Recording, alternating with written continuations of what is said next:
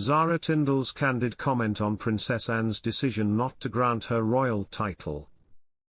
Unlike her cousins Princess Beatrice and Princess Eugenie, Zara is not a princess, and similarly, Peter is not a prince. Welcome to Royal Pancakes. Please don't forget to subscribe and click the notifications bell, so you don't miss anything about the British royal family. Zara Tindall has spoken candidly about Princess Anne's decision not to give her a royal title. The mother of three and her husband Mike, who live in Princess Anne's Gatcombe Park in Gloucestershire, were interviewed by former rugby player Rob Burrow on his Total Sport podcast. During the interview, Zara was asked what advice the couple would give their 7-year-old selves. Although she was initially intimidated by the question, Zara went on to discuss her role in the royal family, and how happy she was that Princess Anne didn't force her and her brother Peter to work for the royal family, according to Mail Online. She explained, "From my point of view, I was very lucky that my mother didn't give us any titles, so I really credit her for that. We were very fortunate that we were able to do it our own way.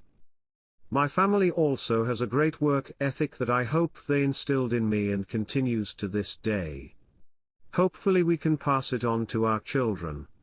Now, my brother and cousins love coming back and doing the same things, and I hope our children have the same experiences we had when we were growing up. You don't really appreciate it until you get older and have kids."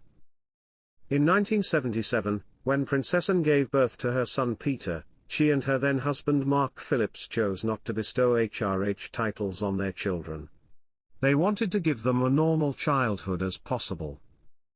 Speaking to Vanity Fair in 2020, Princess Anne reflected on the decision not to give her children titles. "I think most people would argue that there are downsides to having titles, so I think that was probably the right thing to do." Princess Anne and her ex-husband, Captain Mark Phillips, celebrated the arrival in November 1977 of their eldest son, Peter, at St Mary's Hospital in Paddington, making him the Queen's first grandchild. Peter is currently 17th in line to the throne, succeeding his mother. He continued his career with the Jaguar racing team before moving to a director position at a sports management company.